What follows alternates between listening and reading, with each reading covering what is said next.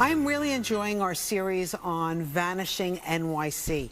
We're diving now into record stores. Vinyl, you know, making a huge comeback, but it's hard to find a record store, you know? It's not like the old days. No, good days. Ryan Kristafer went out to explore the record shop scene, or lack thereof, or maybe find one or two hanging on. Oh, yeah, there's still plenty here in New York City. They're smaller than they used to be. There's no more big mega stores as they have in years past. But New York City was once home to those big mega stores and strips of mom and pop record shops that line city blocks.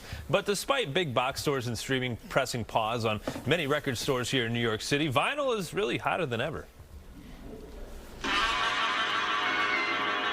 I love vinyl. I like the tactile experience of holding something in my hand. I like owning the music, having it as my very own. This is my album. I own it. It's mine. I like the artwork.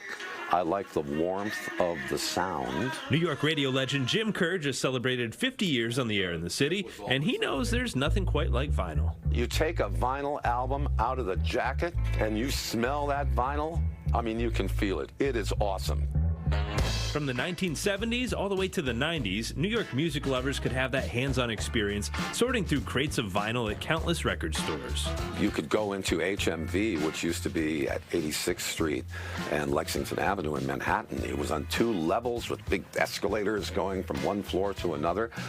Just the jazz department alone would have been a big, giant store. It was very competitive on St. Mark's Place. There's a lot of record stores on St. Mark's Place. It was kind of like the mecca for indie rock records. Steve Leeds is a music industry executive who has worked with Bow Wow Wow, the Cranberries, and Janet Jackson, but he started his career as a record promoter.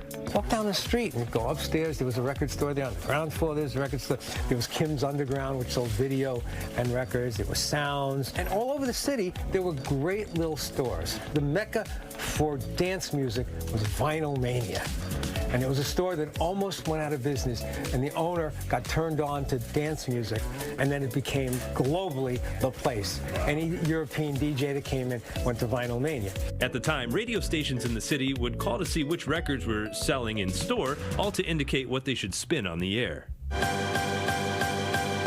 Larger stores like Tower Records in the Village and Virgin Records in Times Square, they were home to album launch parties and performances with the likes of even Sir Elton John. So there's Elton trucking across Broadway with this contest winner and walking around the Virgin Megastore. Say, oh, you got to get this. Oh, you got to get that. This is really, because Elton knows what's going on. But that was the power of the record stores. Over the years, since the introduction of CDs and then streaming, many of the old school record stores have closed, but there are still shops making plenty of noise like RPM in Midtown.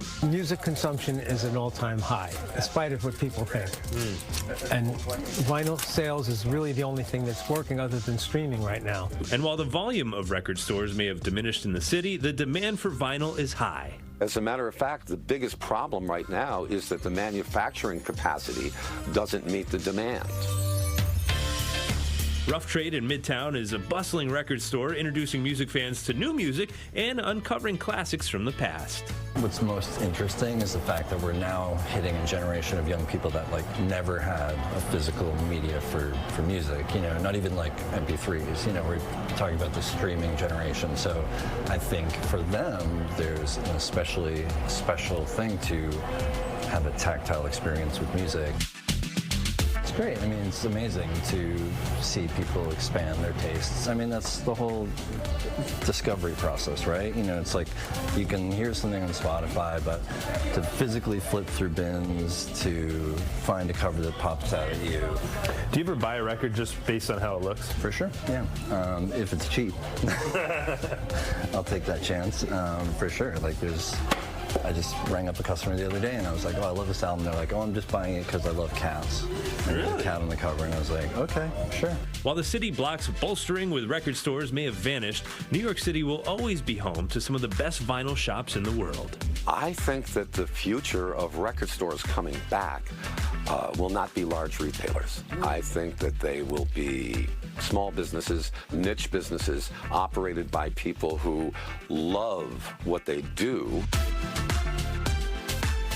Speaking of the future of record stores in the city, Sterling Records is set to open on 5th Avenue and Sterling Place in Park Slope. That's happening on May 19th, and it's backed by Vince Clarke, co-founder of Depeche Mode, who used to live in Park Slope. Oh, wow. So a little music fun fact for you. And in just doing research from this story, I met so many music fans that are discovering new music, and then I was able to go through my dad's old record collection with him, and I feel like so much of this is just about old memories. And when you first heard these songs and sort of scouring through those vinyls, do you guys have any memories of your vinyl? Oh, absolutely. You know, first of all, National Record Day is next Saturday, so you can go out and buy some new stuff. Yeah. You know, but I think one of the things is you talked about the smell, like when you open it up. Yeah. But also, I used to love reading the liner notes. You know, you find out, first of all, you know all the lyrics to the song instead of guessing.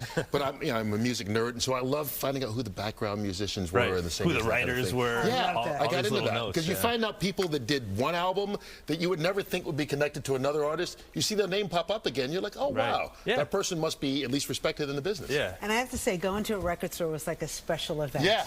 Oh, you couldn't wait till Tuesday when the records came out. My dad would take me to Colony Records, which was in Times Square. Yeah.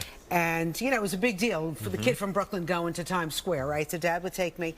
And one time I'm like so busy looking through the vinyl records, he goes, Look up. Look up. Look up. Mick Jagger was right next to me. Oh, no way. That is cool, Rob. It's all about timing. So cool. And you can get a lot of new stuff on vinyl now as well. You know, like Taylor Swift has like 4 versions of her album coming out when the next one. Yeah, every album she releases different colors, like the red version, the yellow version. I have the yellow version of one of them at home. Of course, my wife's, of course. It's not mine, but oh, maybe it is. But yeah, and then Billie Eilish just put out a whole thing how she's trying to make them eco-friendly. So she actually has sugarcane as the wrapping on all of her vinyl records. All right, so the old and the new coming together again. That's right. Yeah. Thanks, Ryan. You're Appreciate welcome, it, buddy. guys.